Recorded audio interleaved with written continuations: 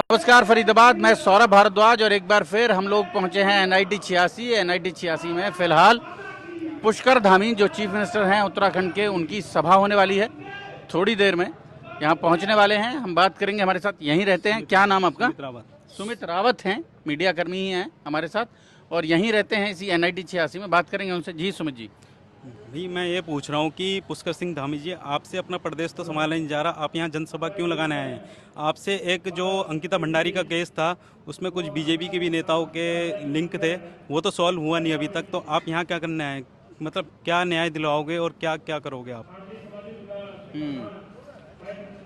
मतलब वहाँ नहीं दिख रहा है, यहाँ देखने आ रहे हैं। तो वहाँ तो वही है, बस बीजेपी का राज है और रावण शासन हो रखा है। हमें राम राज्य चाहिए, राम राज्य इनके बस की नहीं है लाना।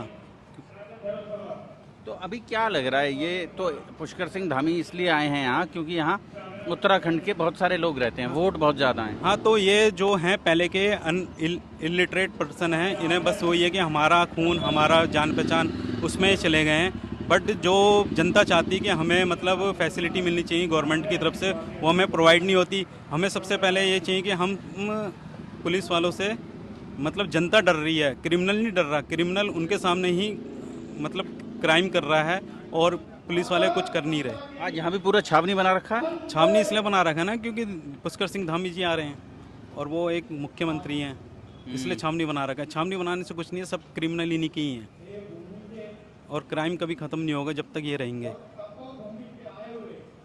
क्राइम खत्म नहीं होगा जब तक ये रहेंगे।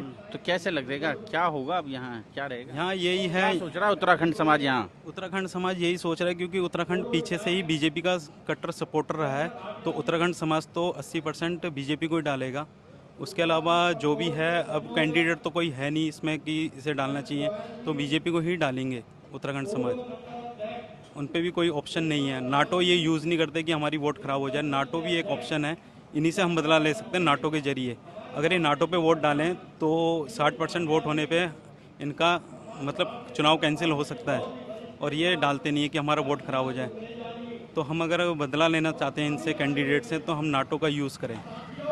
तो ठीक कैंडिडेट नहीं दिया है बीजेपी ने? नहीं, ठीक कैंडिडेट बीजेपी ने क्या, बीजेपी तो तुम्हें पता ही है कि किसी भी थर्ड पर्सन को टिकट दे देती। जैसे पिछली बार आप नगेंद्र भड़ाना को दे दिया क्योंकि वो करंट में एमएलए था, इसलिए उसे दे दिया कि इसके मतलब है करंट में एमएलए तो ये निकाल लेगा वोट। बट जनता ने इसे नकार दिया। अब इसे दूसरे बंदे को दिया है कि मोदी लहर है। मोदी लहर कहाँ तक रहेगी भैया? राशन पे थोड़ी वोट दी जाएगी, और भी तो बहुत तथ्य हैं जिस पे वोट दी जाती है। तो यही कारण है, इसलिए बीजेपी की एक लहर है, लहर मोदी जी की है बस। और मोदी जी कहाँ तक करेंगे? राशन और भाषण पर थोड़ी वोट दी जाती है। राशन और भाषण पर वोट नहीं दी जाती है। तो मोदी जी अभी परसों आए, कल आए, तो भी वहाँ बहुत ज़्यादा भीड़ तो नहीं थी? नहीं रहेगी ना, क्योंकि अब जनता समझ गई है कि हमें किसके ऊपर वोट देनी चाहिए। भाषण पे और राशन पे वोट नहीं देगी जनता। बेरोजगारी भी फैल रही है। तो यहाँ कितने लोग हैं अभी अंदर? कम ही लोग बैठे हैं इसमें मतलब वही हैं, 400-500 लोग हैं जो उत्तराखंड समाज से ही बिलोंग करते हैं और वो सब मतलब बुजुर्ग हैं। कोई मतलब अपना युवा नहीं है। युवा वो है जिनके घर पे आपको पता है कुछ पहुंच गया हो, वही सपोर्ट कर रहा है, बाकी कोई बीजेपी को सपोर्ट नहीं कर रहा। तो युवा जो हैं, ये युवा क्या सोच रहा है वैसे उत्तराखंड का जो युवा है? युवा जो सोच रहा है, युवा को पता ही नहीं ना हमें क्या करना। अब उनसे कहो नाटो पे वोट डालो तो कहते हैं वोट खराब हो जाती है। बट नाटो पे वोट डालने से वोट थोड़ी खराब होती है। नोटा पे डालने तो उनको फिर वही है कि क्या करें बीजेपी को दे दें, क्योंकि हमारे जो पीछे से सपोर्टर हैं, हमारे पूर्वज, वो बीजेपी के सपोर्टर हैं, इसलिए वो आखिरकार बीजेपी को ही वोट डालते हैं। लेकिन कुछ मज़ा नहीं आ रहा है। नहीं, मज़ा तो बिल्कुल भी नहीं आना। और आगे भी देख लेना 5 साल में क्या होने वाला है, कुछ भी नहीं होना। सब बीजेपी अपने आप अपने तरीके से चलाएगी कि 2200 रुपये पेंशन देंगे। अरे जीएसटी तुमने दूध पे बढ़ा दी, सब्जी पर लगा रहे हो, तो हमारा ही तो पैसा है जो माताओं बहनों को दिया जा रहा है। सिलेंडर तुम 800, अब 1000 रुपये 800 रुपये हो गया है, ये कह रहे 500 कर देंगे। तो 1000 रुपये 1100 रुपये क्यों किया जब 500 ही करना था? तो 500 ही रहने देते उसे, तो 1000 रुपये क्यों किया?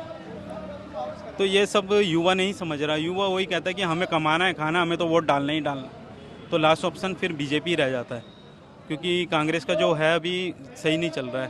क्योंकि जब तक राहुल गांधी रहेंगे तो कांग्रेस की नेगेटिविटी बनी रहेगी। तो उदासीन है पर। हाँ, बीजेपी से उदासीन है उदासीन- उत्तराखंड समाज। हाँ पूरा उदासीन है, बस वही है कि अपने पे कोई ऑप्शन नहीं, इसलिए बीजेपी लास्ट चाह रहा है हमारा। तो फरीदाबाद आप समझ लें उत्तराखंड समाज क्या सोच रहा है, उत्तराखंड समाज के जो युवा हैं वो क्या सोच रहे हैं। जोड़ेंगे आपको ऐसी ही और राजनीतिक चर्चाओं के साथ। बहुत बहुत